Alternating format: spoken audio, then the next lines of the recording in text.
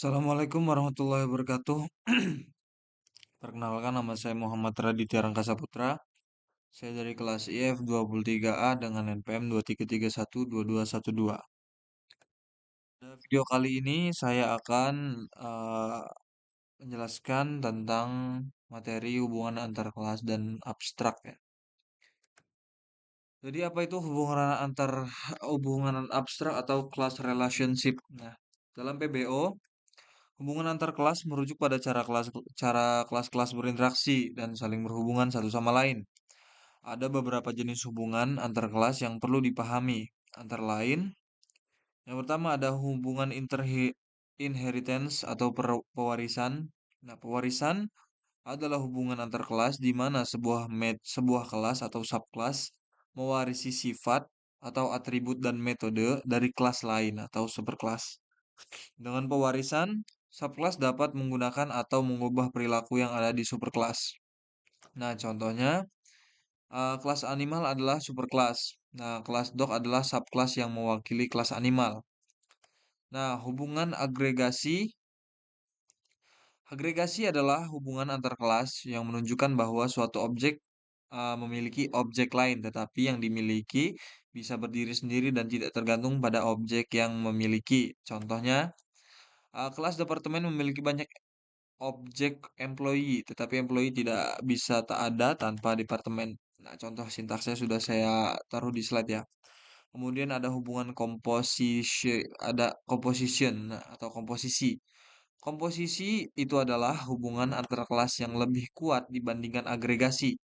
Nah, jika objek yang memiliki dihancurkan, maka objek yang dimiliki juga akan dihancurkan.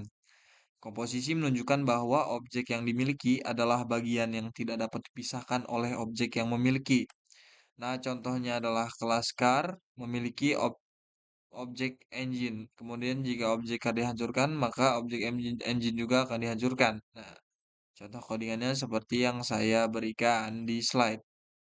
Kemudian yang kedua ada abstrak class dan interface ya. Abstrak class adalah kelas yang tidak dapat diinstansiasi secara langsung. Kelas ini digunakan untuk mendefinisikan sifat dasar dan perilaku umum yang dimiliki oleh subkelas. Kelas abstrak bisa memiliki metode yang sudah didefinisikan atau metode konkret dan metode yang tidak didefinisikan atau metode abstrak. Nah, kelas yang mewakili kelas abstrak wajib mengimplementasikan metode abstrak tersebut.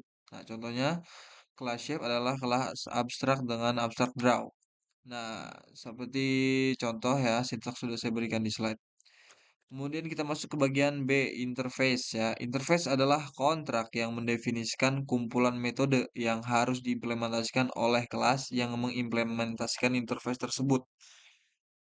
Interface hanya berisi deklarasi mode dan tidak memiliki implementasi. Sebuah kelas dapat mengimplementasikan lebih dari satu interface. Nah, contohnya interface drawable mendefinisikan metode draw yang bagus diimplementasikan oleh orang lain. Nah, contoh sintaks sudah saya berikan di slide. Kemudian kita masuk ke perbedaan antara abstract class dan interface. Perbedaannya adalah yang pertama itu abstrak kelas itu yang pertama bisa memiliki implementasi metode, yang kedua bisa memiliki atribut atau fields, yang ketiga subclass hanya bisa mewarisi satu kelas abstrak. Kemudian perbedaannya dengan abstrak kelas adalah interface tidak bisa memiliki implementasi mode, kebalikannya ya sebelum Java 8. Nah, yang kedua hanya bisa mendeklarasikan metode. Nah, yang ketiga kelas bisa mengimplementasikan lebih dari satu interface. Nah, kesimpulannya, hubungan antar kelas sangat penting dalam pemrograman berorientasi objek, nah, karena memungkinkan kita untuk merancang sistem yang lebih modular, reusable, dan terstruktur.